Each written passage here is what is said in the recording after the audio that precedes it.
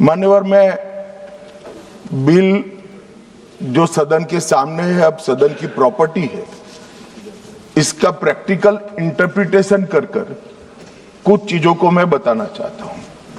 कर्नाटक राज्य में 543 के सदन में अभी 28 सीटें हैं और सदन की 543 सीटों की संख्या के 5.15% कर्नाटक के सांसद यहां पर आते हैं।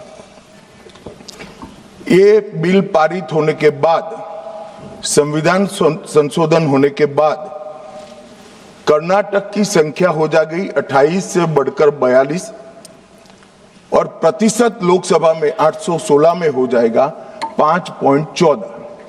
तो जरा भी नुकसान कर्नाटक को नहीं होगा।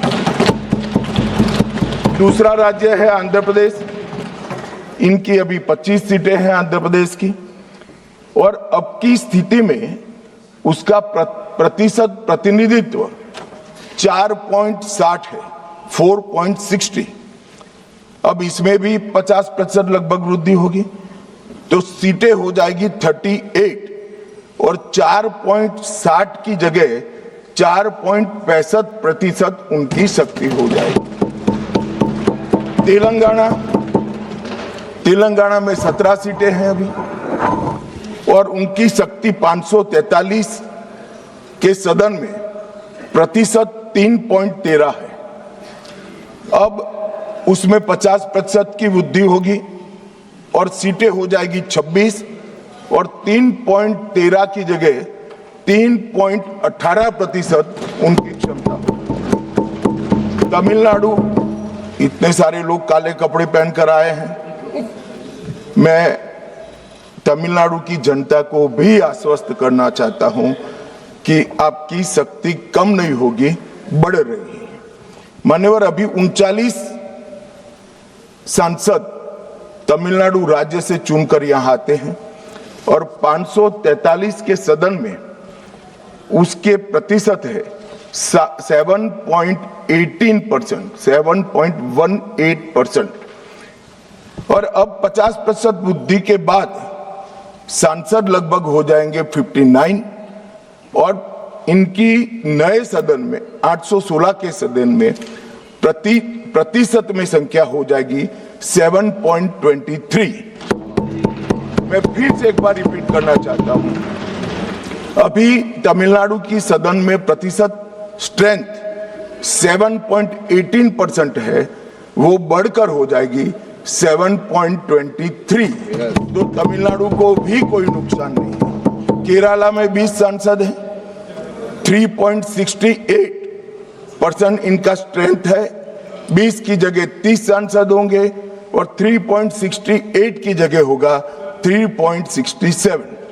अब कुल मिलाकर दक्षिण का जो पूरा नैरेटिव बनाया जाता है, उसको अगर हम सोचते हैं तो अभी 543 सीटों में जो आपके द्वारा बनाया गया है, उसमें 129 सांसद इस सदन में बैठते हैं। मान्यवर, लगभग 23.76% दक्षिण के सांसदों का यहां शक्ति है। अब 50% वृद्धि होने के बाद 129 की जगह 195 सांसद बैठेंगे और उनकी शक्ति 23.97%, मतलब 24% होगी। तो शक्ति बढ़ नहीं रही है, कम नहीं हो रही है, बढ़ रही है। तो कृपया कोई भी एक मिनट मेरा समाप्त तो होने दीजिए, समाप्त तो होने दीजिए। अरे पर समाप्त तो होने दीजिए। अरे पर बीच में कैसे करेंगे आप? मैं अभी बैठ जाइए, उसका भी जवाब देता हूं। आपको जवाब चाहिए ना, देता हूं। मान्यवर, कृपया ये बिल के जो इंटरप्रिटेशन है, इसको अधिकृत रूप से बिल को पायलट करने वाले मंत्री के रूप में मैं इस सदन के सामने रख रहा हूं। मैं मेरी जिम्मेदारी समझ रहा हूं। जो भ्रांति फैला रहे हैं वो शायद न समझते हैं तो उसके लिए मेरा कोई टिप्पणी नहीं है। मान्यवर वेणुगोपाल जी कह रहे हैं कि किसने कहा? मैं अमित शाह भारत का गृह मंत्री कह रहा हूं जो इस बिल को पायलट किया। दूसरी बात सुनिए ना बिल में कहां है और कहां से ड्रॉ कर कर मैं आंकड़े निकालता हूं। मैं कल उनको जब डिटेल जवाब दूंगा तब बता दूंगा, मगर वो सुनने के लिए बैठे वॉकआउट न कर जाए। बाकी मैं डिटेल केजी के बच्चे को समझ में आए इतनी सरलता से इनको मैं समझा दूंगा। मान्यवर उनको धैर्य से सुनना चाहिए। मान्यवर इन्होंने कहा कि जाति जनगणना नहीं कराना चाहती है सरकार। इसको भी मुझे स्पष्ट कर देना चाहिए। सरकार की कैबिनेट ने नरेंद्र मोदी जी के नेतृत्व में जाति जनगणना करने का निर्णय कर लिया है। अगली जनगणना जाति जनगणना होने वाली है। एक भ्रांति फैलाई जा रही है कि अभी जो प्रश्न पूछे जा रहे हैं उसमें जाति का जिक्र नहीं है। मान्यवर जनगणना जिनका डिटेल अभ्यास है उनको मालूम होगा, जनगणना 2 हिस्सों में होती है। पहले सभी मकानों को इंगित किया जाता है और उसके बाद में जो बिल्डिंग्स होते हैं इसके अंदर रहने वाले बंदों को इंगित किया जाता है। तो बिल्डिंग की अभी तक कोई जाति की व्यवस्था हुई नहीं है, होगी तब इसको भी गिन लेंगे।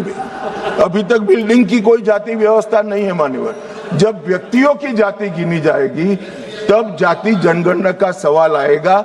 ये भी मैं आज पूरी तरह से स्पष्ट कर देना चाहता हूं। मान्यवर उन्होंने कहा कि 850 का आंकड़ा कहां से आया, ये मैं समझाता हूं। 850 का जो आंकड़ा है मान्यवर वो इस तरह से बना है कि काल्पनिक रूप से सोच ले कि 100 सीटें हैं। अगर 33% माताओं को, मातृशक्ति को आरक्षण देना है तो उसमें 50% बढ़ाते हैं तो सीटें होती है 150, और 150 जब होती है इसका 33% करते हैं तो 100 सीटें ऑटोमेटिकली हो जाती हैं। जो 543 सदस्य बैठे हैं इसमें 50% वृद्धि होगी। इसका 33% जब माताओं के लिए रिजर्व हो जाएगा तब 543 की 43 ओपन सीटें होगी जहां पर भी महिलाएं लड़ सकती। तो ये 50% इस तरह से आया है। और 850 है वो राउंड ऑफ फिगर है।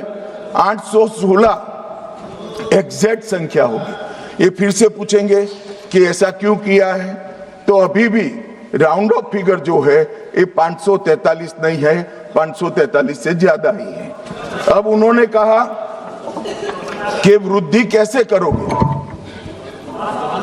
आप 550 इतना तो समझ जाएंगे भाई। मैं केजी कहा तो तुम 7 अर्थ में केजी की तरह करने लगे। मान्यवर इन्होंने कहा कि ये बिल में लिखा नहीं है। सांसद ज्योतिमणि और दक्षिण के कई सारे सांसदों ने कहा, मेरा कल समय ले मैं पढ़वा दूंगा। वैसे समय लेने की जरूरत भी नहीं है। कल मैं सदन के सामने ये डिटेल पूरा देश समझ पाए इस तरह से समझा दूंगा। मान्यवर डिलिमिटेशन कमीशन का जिक्र आया कि डिलिमिटेशन कमीशन में आप आपके लोग बिठा दोगे, ये करोगे वो करोगे। तो मैं माननीय सदस्य प्रियंका जी को कहना चाहता हूं, हमने डिलिमिटेशन कमीशन एक्ट के अंदर कोई बदलाव नहीं किया है। फुल स्टॉप कोमा में आपका डिलिमिटेशन कमीशन एक्ट को हमने रिपीट किया है। अगर आपने उस वक्त मैनिपुलेशन किया है तो मैं इतना कह सकता हूं, आप कह रही हो कि इससे मैनिपुलेशन होगा, तो आपने अगर उस वक्त ये एक्ट का उपयोग कर कर मैनिपुलेशन किया होगा तो मैं इतना कर सकता हूं कि हम नहीं करेंगे। और मैं कुछ नहीं कह सकता। मान्यवर एक वाक्य है कि तमिलनाडु बंगाल में चुनाव हो रहे हैं और ये नया एक्ट आ गया। मान्यवर बैठो बैठो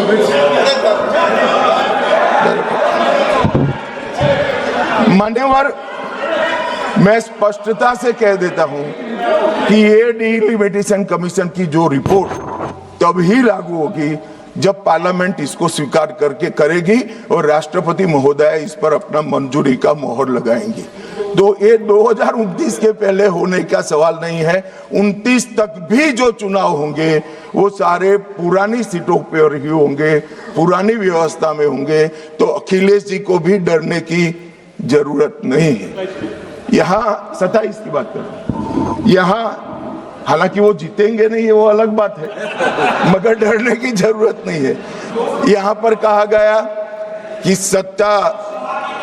सत्ता बनाए रखने की लालसा में ला गया है। मान्यवर, ऐसा जो लोग कहते हैं कि कुछ नेता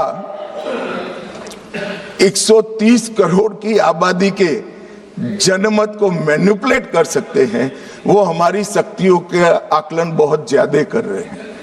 हम तो उस बात में मानने वाले हैं, लोकतंत्र में सत्ता नागरिक के वोट से और नागरिक के दिमाग से ही तय होती है। राजनेता, राजनीतिक पार्टियां नहीं कर सकती। 130 करोड़ का जनमत कौन मैनिपुलेट कर सकता है साहब? और अगर कर पाते तो हम तो जीतते ही नहीं। आप सत्ता में बैठे थे, हम कैसे जीतते? मान्यवर, इमरजेंसी डालने के बाद भी जनमत मैनिपुलेट नहीं होता है। इस देश का इतिहास है। और जहां तक लोकतंत्र को खत्म करने की बात करी है, मैं भारतीय जनता पार्टी के कार्यकर्ता के नाते, इस सदन में एक सांसद के नाते कहता हूं, किसी की भी ताकत नहीं है इस देश से लोकतंत्र को खत्म करने की। जिन्होंने प्रयास किए हैं इमरजेंसी के वक्त, जनता ने उनको खत्म कर दिया था, लोकतंत्र को कुछ नहीं हुआ। और मान्यवर, लोकतंत्र इस तरह से खत्म नहीं